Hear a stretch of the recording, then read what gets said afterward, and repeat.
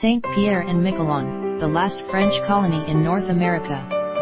About 25 kilometers off the coast of Canada, in the North Atlantic, lies a tiny bit of France.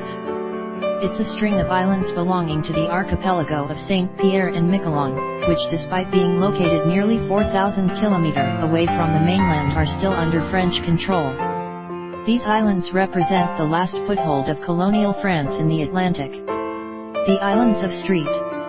Pierre and Miquelon were first set foot on by Europeans in 1520, and they became a French colony in 1536. For the next few centuries, the islands moved back and forth between the British and French as they squabbled over who should rule over which geographic portion of the foreign continent. Eventually, France gave up all of its North American colonies, which at one stage covered a major chunk of eastern North America, all except the islands of St. Pierre and Miquelon, which are still in French hands. The archipelago is composed of 8 islands, totaling 242 square kilometers. Of these, only 2 islands, St. Pierre and Miquelon, are inhabited. The rest are bare and rocky, with steep coasts, and only a thin layer of peat to soften the hard landscape. 90% of the island's 6,000 inhabitants live on St. Pierre, which is small but has a good harbor with deepwater docking facilities and an airport. Traditionally, the inhabitants of St. Pierre and Miquelon earned their livelihood by catching fish and by servicing fishing fleets operating off the coast of Newfoundland. But in the early 1920s, the ban on the sale and consumption of alcohol in the United States ushered in a new economic opportunity.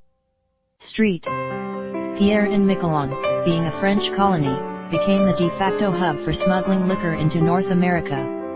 This new industry became so lucrative that the Icelanders gave up fishing. Fish factories closed down and became storage facilities, while new concrete warehouses sprang up all along the waterfront. Despite a massive construction boom, storage facilities were still inadequate, causing the liquor companies to pay private homeowners for use of their basements to stockpile. During its heydays, even Al Capone came over to spend time on the island. For nearly 13 years, this small and remote island experienced unprecedented economic prosperity, supplying alcohol to their dry neighbors. But when Prohibition ended in 1933, the thriving economy collapsed and the Icelanders went back to fishing. Peculiar sea boundaries. In 1972, a dispute arose between Canada and France regarding the maritime boundary between Canada and the French territory of St. Pierre and Miquelon. The dispute was settled in 1992 by arbitration. An exclusive economic zone, EEZ, was created around the islands, and awarded that to France. The zone has an unusual keyhole-like shape, with a 20 kilometers wide and 348 kilometers long narrow corridor that ran south of the islands.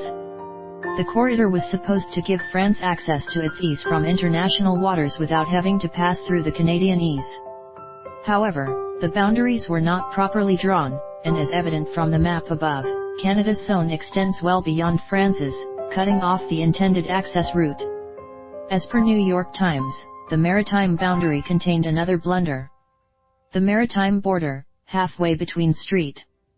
Pierre and Newfoundland, may pass through Canada's Green Island and the Little Green Islands just to its south. Or it may not. Some maps place all of these islets on either side of the border, some place the border straight through them, providing France with a third dry land border in the Americas.